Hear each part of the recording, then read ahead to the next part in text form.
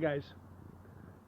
Well, being that the spiderweb motor is coming to a close pretty much, I went back into my hoard and I pulled this one out. It's almost like deja vu again. Another 18 or a 25, not sure what it is. I was going to do the 57 5.5.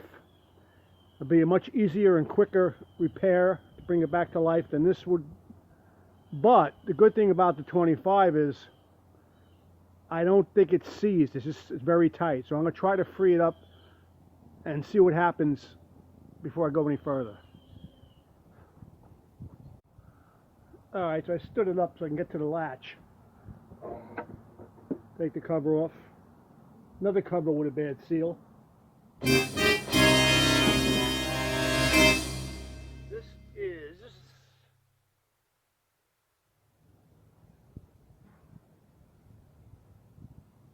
a 1971Evinrude18HP. I think it's a 25. I'm not totally sure. Another plate on it. That doesn't really matter. But I'm going to try to free it up. I have something written here I wrote years ago. It's very hard for me to read it. It's kind of faded away. Looks like number 1 and number 2. I don't know. Compression test I did maybe 20, 25 years ago. But this motor's rough too. But I think it will free up. First thing I do is first check without too much pressure is I'll get a pry bar. See, it's turning. It's just tight from sitting.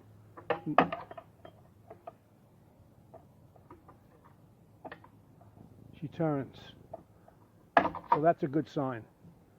Might be just a dry seize. Now this one was in my backyard, but it wasn't under tarps. And I had the back spark plug out. The top one was out, so all the dampness got inside it. But you can see she's rough. Got a broken right side transom clamp there where the screws are.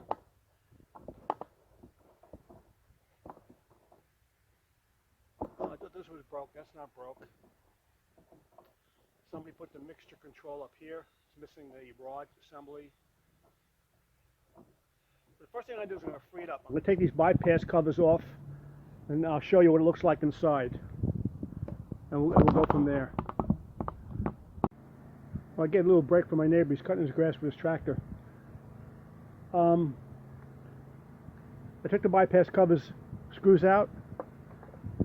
And luckily this motor's clean as a whistle inside. So not like the spiderweb motor, it's not a total disaster. Pull the flywheel off just to inspect.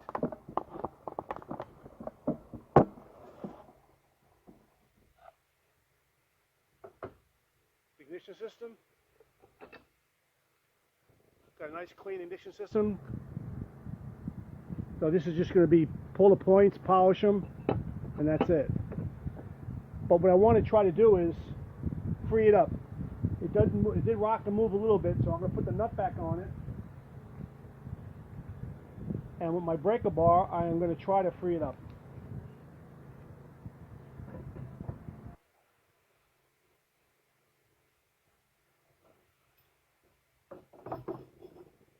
I think this motor was free, but like it's been in my backyard for years, so who knows. Did free up a little bit with the bar, so we'll see what happens.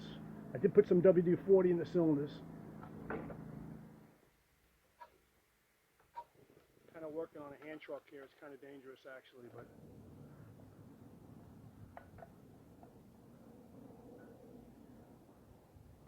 yeah, she's turning. So this was just a dry seize.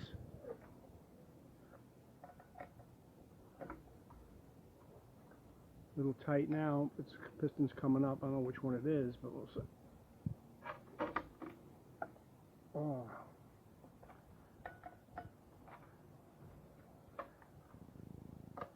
Oh, it stops right there. So this might be another delaminated cylinder wall problem. So we'll see. I'm going to pop the head off and do an inspection inside. We'll see what happens. This is outboards. This is the way it is.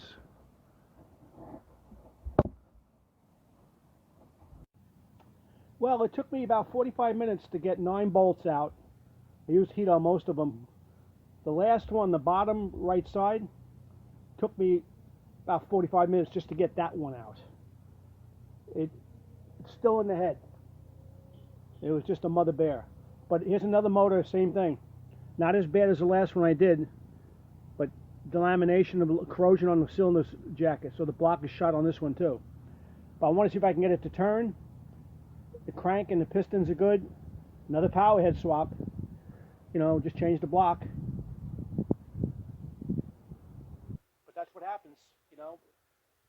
The late 60s and the early 70s, they had these problems. I keep repeating this, but you could take motors apart from the 50s and the 60s. I never see this. Only the late 60s, like 69 to like 74, OMC had a problem with this.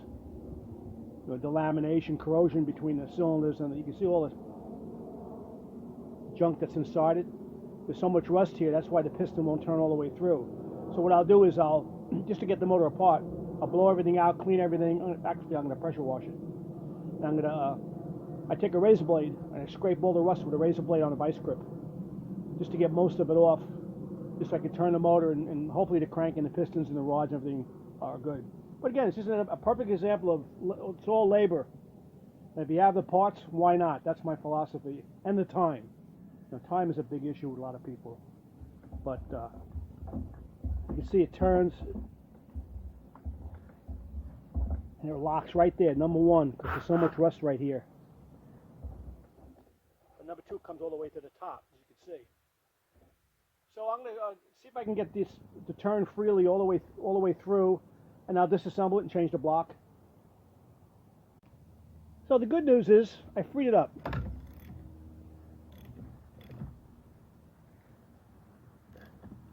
Both pistons are shot. The top of the pistons are melted. Number 1 and number 2. Just the aluminum, just gone. So the pistons got to be changed, but the crank and the rods and everything else should be good. This is what I used to scrape the rust away in the beginning when I first popped the head off. Works really good. You get all that heavy rust off, and then you can come back with some sandpaper and then some oil. But I freed it up. I'm not sure what I'm going to do. If I'm going to hop right into this or do something easier. I don't know yet. We'll see. That last one, the spider web motor was enough for a while, I think. But we'll see. I mean, changing the block's not a big deal, but there's broken things here and there with this motor. It's missing some parts. It's missing the shift lever and stuff, the detent, the spring. No problem. I have all that stuff, but we'll see. But I just wanted to show you that I did free it up, and the crank is good. So, another labor of love situation here, folks. Okay, that's so much for that. Thanks.